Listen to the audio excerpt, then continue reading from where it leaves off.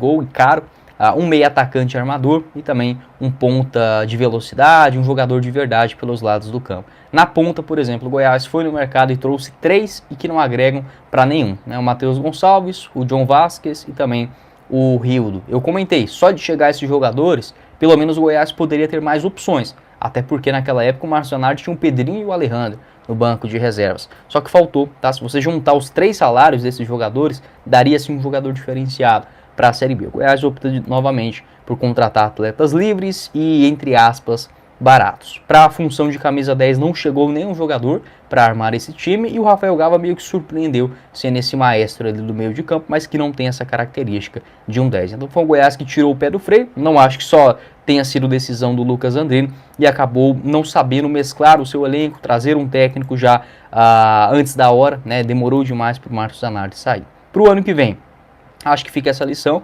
O Goiás não apostou tanto nessa temporada quanto foi nos últimos anos. O que eu quero dizer, as apostas, elas existiram? Sim, igual por exemplo o volante Aloísio, quem mais? O Douglas Teixeira, lateral esquerdo, também enxergo como uma aposta.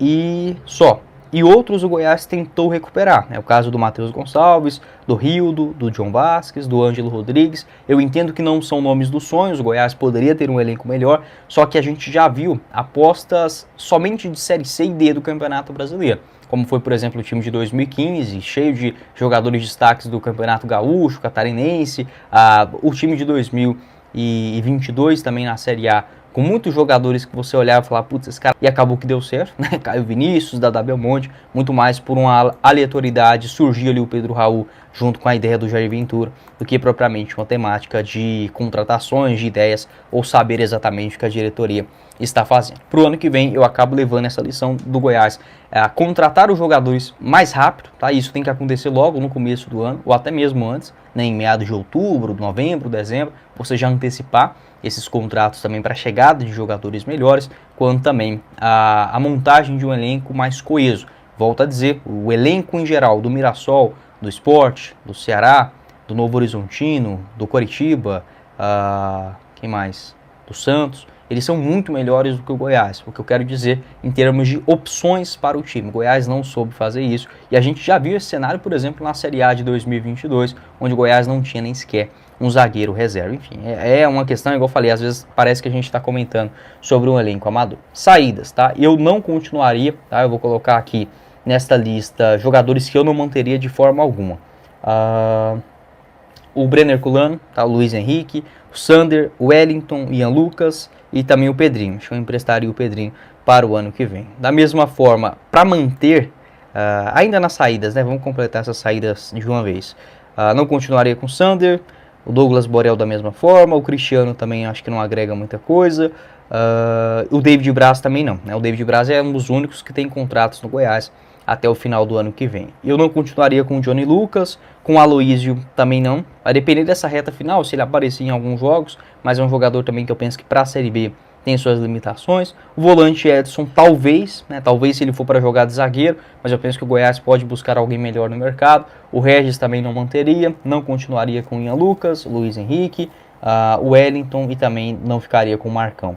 No ataque, o John Vasquez e o Ângelo Rodrigues, os dois colombianos, penso que não agrega. Não continuaria com o Rildo, nem com o Herculano e só. Tá? Eu analisaria essa reta final, igual eu comentei. Para mim, por exemplo, o Edu é um jogador que a gente pode ficar de olho, ver o que ele vai aprontar. Tá um pouco melhor fisicamente, sendo honesto com vocês. Eu não acho que o Goiás, para ser um reserva, um cara para brigar ali por posição, em uma realidade de Série B, ele vai conseguir contratar um jogador muito melhor tecnicamente do que o Edu. Então, dependendo dessa reta final, penso que é um nome que pode sim continuar. Para o ano que vem, se quiser ficar aqui no clube também, o Edu tem contrato só até dezembro, ainda está emprestado pelo Coritiba.